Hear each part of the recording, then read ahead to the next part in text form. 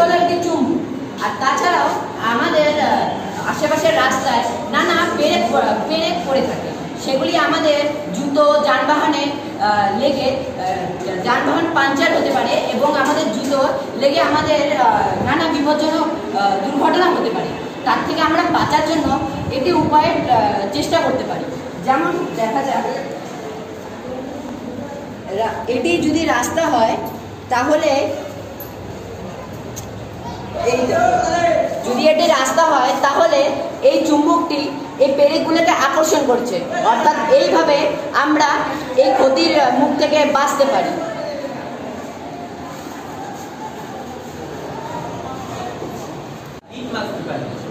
আর এখানে আমি লেবুর রসটাকে বের করব।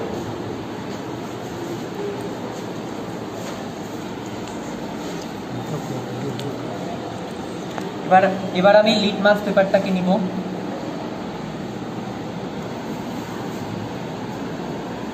এবার দেখা গেল লিটমাস পেপারটা নীল থেকে লাল হয়ে গেল, তার মানে এই লেবুর রসে অ্যাসিড আছে, তার জন্য লিটমাস পেপারটা নীল থেকে লাল হয়ে গেল। এই লাল রঙের লিটমাস পেপার নিচ্ছি, আর এখানে আমি চুন নিয়েছি। দেখি চুনের মধ্যে ভেজানোর পর কি হয়।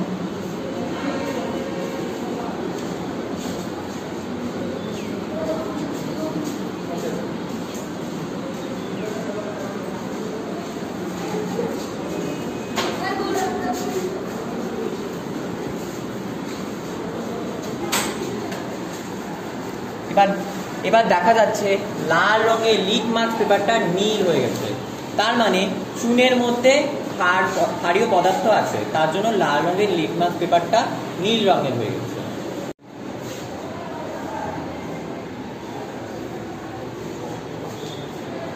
তোমরা দেখতে পাচ্ছ এটা হলো একটি লজ্জাবতী গাছ।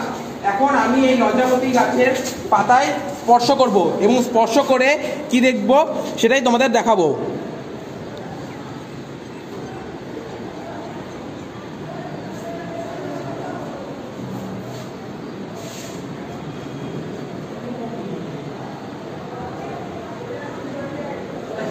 আমরা দেখতে পেলাম যে হচ্ছে সবগুলো পাতাই মুদে গেল, সুতরাং তোমরা এটা বুঝতেই পারছো এটা তাহলে কি ধরনের চলন।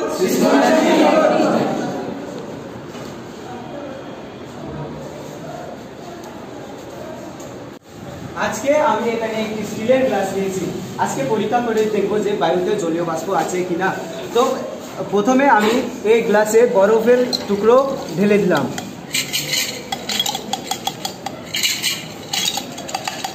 ঢেলে দেওয়ার সাথে সাথে দেখি যে বড় স্টিলের গ্লাসের চারিপাশে জলকণা সৃষ্টি হয়েছে। এর কারণ হচ্ছে যে বায়ুতে যে জলীয় বাষ্প আছে সেগুলি ঘনীভূত হয়ে জলকণায় সৃষ্টি হয়েছে। এর থেকে বোঝা যায় যে বায়ুতে জলীয় বাষ্প আছে।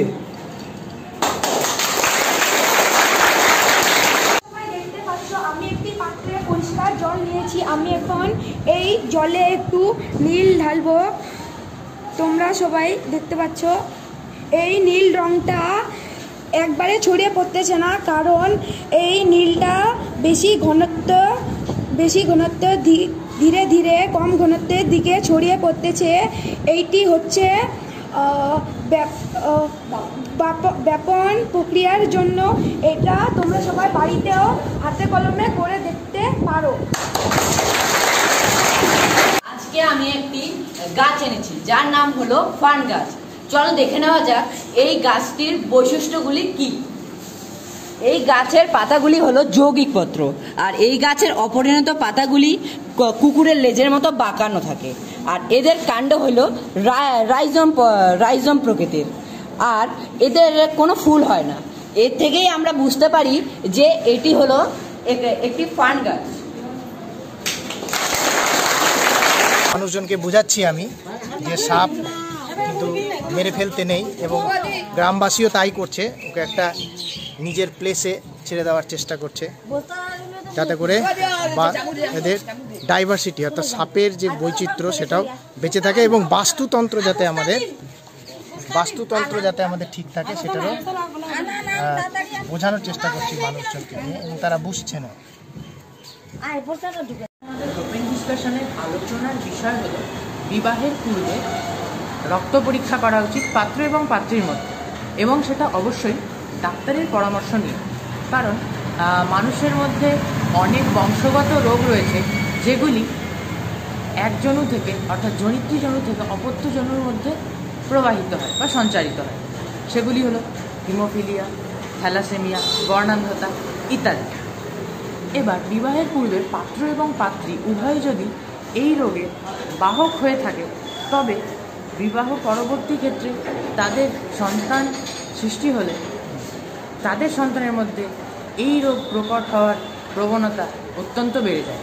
সেক্ষেত্রে যদি বিবাহের পূর্বে পাত্রপাত্রীর ত্রিকুটি গোষ্ঠীর বিচার না করে তাদের মধ্যে রক্ত পরীক্ষা করা হয় এবং রক্ত পরীক্ষার মাধ্যমে এটা জানা সম্ভব হয় যে তাদের মধ্যে দুজনই বা কেউ একজন এই রোগের বাহক কি না, তাহলে সেক্ষেত্রে আমরা এই বংশগত রোগমুক্ত একটি সম্পূর্ণ সুস্থ সমাজ গড়ে তুলতে পারব।